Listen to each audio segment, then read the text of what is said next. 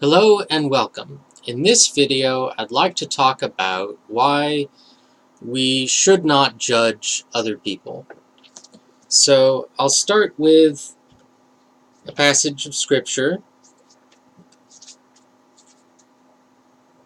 and it's Matthew 7, 1 through 5. And I'll go ahead and read it, read the whole passage, because I think it's all relevant. Judge not, that ye be not judged. For with what judgment ye judge, ye shall be judged, and with what measure ye mete, it shall be measured to you again. And why beholdest thou the mote that is in thy brother's eye, but considerest not the beam that is in thine own eye? Or how wilt thou say to thy brother, Let me pull out the mote out of thine eye, and behold, a beam is in thine own eye? Thou hypocrite, first cast out the beam out of thine own eye, and then shalt thou see clearly to cast out the mote out of thy brother's eye. So the question is whether Jesus forbids judging others, or whether he simply forbids what might be called hypocritical or simply false judgment. So starting with verse 1, judge not. So I understand this to be an unconditional statement. Judge not. That is, it is simply the case that you should not judge others. And then the reason is given, that ye be not judged. So the assumption here is that the one who is judging is committing the same sins that he's judging others for, or he's committing sins. And of course we know this to be the case from Scripture, because we're all sinners. But on a more immediate note, I think the argument is that one who is judging is thinking about what other people are doing rather than what they're doing. And I think you can see that in what follows. And why beholdest thou the mote that is in thy brother's eye, but considerest not the beam that is in thine own eye? Considerest not. See? So the one who is judging is thinking about the mote that is in his brother's eye rather than the beam that is in his own eye. So the issue with judging is that we are thinking about evil. We're thinking evil of a neighbor, of a brother. So if you look, there are two places I want to compare that to. The first is 1 Corinthians 13. Charity suffereth long, and is kind. Charity envieth not. Charity vaunteth not itself, is not puffed up, doth not behave itself unseemly, seeketh not her own, is not easily provoked. And then here, thinketh no evil, rejoiceth not in iniquity, but rejoiceth in the truth.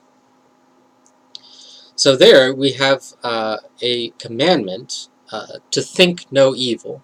And you could understand that as referring to thinking no evil of a neighbor, taking that with the following verse, rejoiceth not in iniquity, but rejoiceth in the truth. But I think it's broader than that, not thinking about evil things, thinking about righteous things. And judging, in the sense in which it is condemned, is thinking about, again, the commandment is given unconditionally, you might say categorically. You are simply not to judge. So there are circumstances in which one judges. For example, if you're a judge, you are required to judge. Not in an unconditional and simply saying you are guilty of this sin and you deserve to go to hell or whatever, but in a restricted sense of, in terms of, well, the law says this, and therefore I'm simply going to apply what the law says to this particular case. because this is a case of, what the law either commands or prohibits.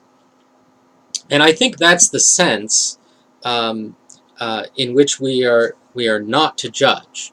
We are not to judge in an unconditional, you did this, you're a sinner, you're evil, you're guilty of, whatever.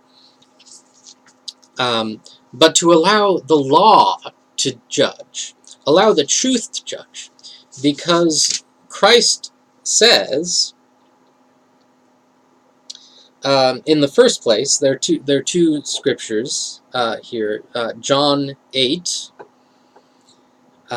starting in verse 15. You judge after the flesh. I judge no man. And yet if I judge, my judgment is true. For I am not alone, but I and the Father that sent me.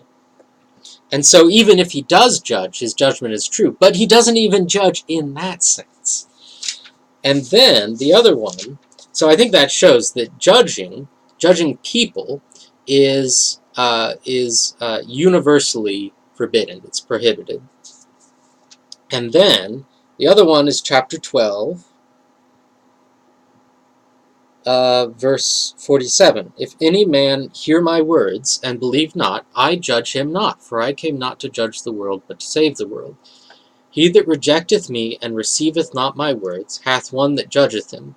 The word that I have spoken, the same shall judge him in the last day.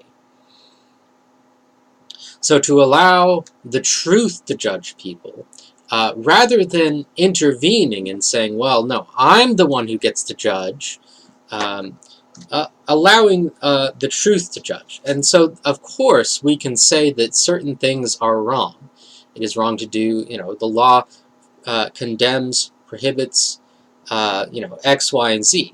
That does not mean that we are entitled or justified to apply that law to particular persons. You did this. We can simply it's unnecessary. We don't have to. We can say this is the rule. This is what God commands, and leave it at that.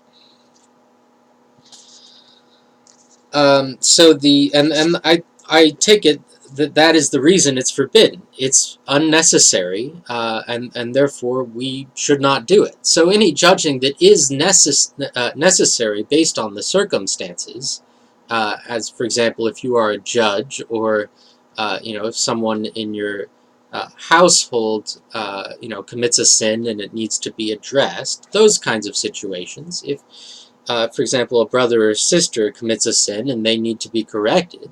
But those are all restricted or conditional senses of judging, whereas I take it that Scripture forbids judging in the unconditional or unrestricted sense.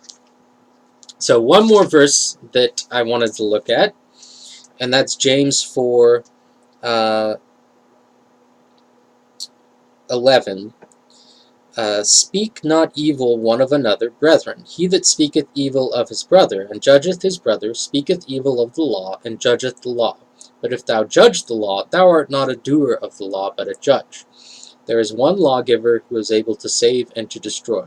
Who art thou that judgest another? So I think this reinforces what I was saying earlier, is that if one is judging his brother, then he is not himself doing the law. He's thinking about what his brother is doing rather than what he himself is doing. And so the kind of judging I take to be forbidden by the Bible is that judging that proclaims itself to be rooted in the sin committed. Simply because someone has done something wrong is not in itself a reason for us to judge them. We don't get to say, well, you did this wrong, therefore I get to judge you. No. Someone did something wrong, well, let God be the judge of that. Judging that is more restricted or necessitated by the circumstances, as long as it's confined to those circumstances, and it doesn't seek to go outside that and condemn the person himself, um, I do not understand to be forbidden. But as well as simply stating what the law says. That's not what judging is. Judging is taking the universal rule and applying it to a particular person, and again, when there's no reason to do that. And that, I understand, is always forbidden.